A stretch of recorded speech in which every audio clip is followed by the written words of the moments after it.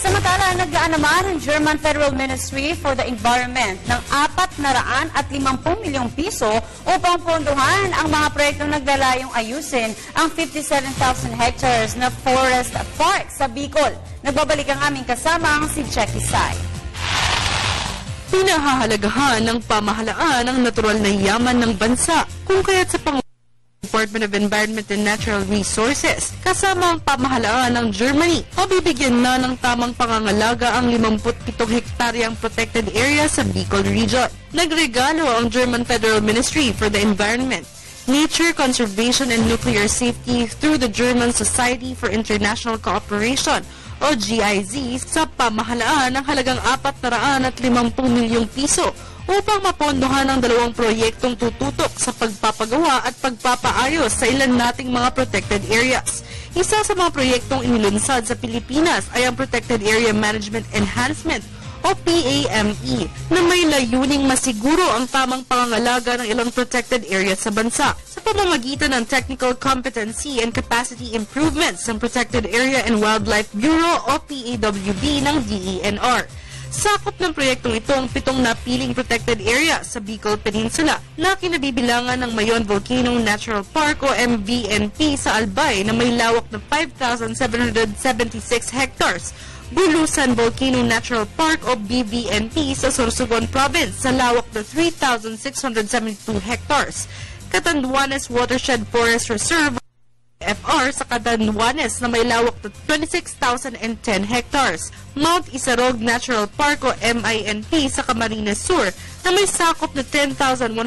hectares, Bicol Natural Park o BNP sa border ng Camarines Sur at Camarines Norte na may laking 5,201 hectares, Caramoan Natural Park sa Caramoan, Camarines Sur na may 347 hectares, Abasog Matogdon Mananap Natural Biotic Area sa Camarines Norte sa lawak na 5,420 hectares at Lagonoy Natural Biotic Area sa Lagonoy, Camarines Sur na may lawak na 445 hectares na inaasahang matatapos sa taong 2017. Napili ang 7 protected areas na ito dahil sa importansyang taglay nito sa kalikasan ng buong mundo na pinamamahaya ng ilang endangered species, binubuo ng mga halamang nakakatulong makaiwas sa pagbabaha at pinagkukuhanan ng tubig na ginagamit sa kabahayan ng mga nakatira dito. Maliban dito, ang mga protected areas na ito ay mapagkukuhanan rin ng makakain, nagsisilbing kabuhayan ng mga naninirahan dito, at itinuturing na ecotourism places na dahilan ng pagdagsa ng turista at pagtaas ng ekonomiya ng bansa. Ayon kay Bureau's Regional Tech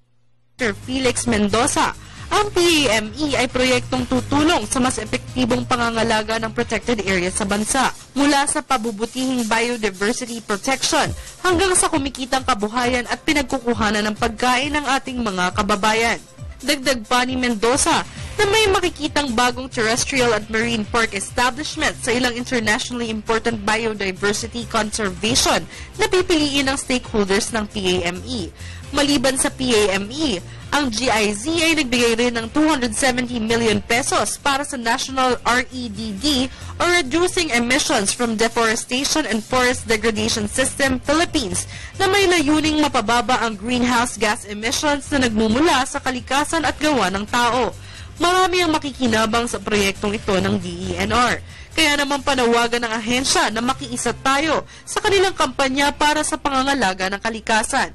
Para sa Telebisyon ng Bayan, Jackie Sai.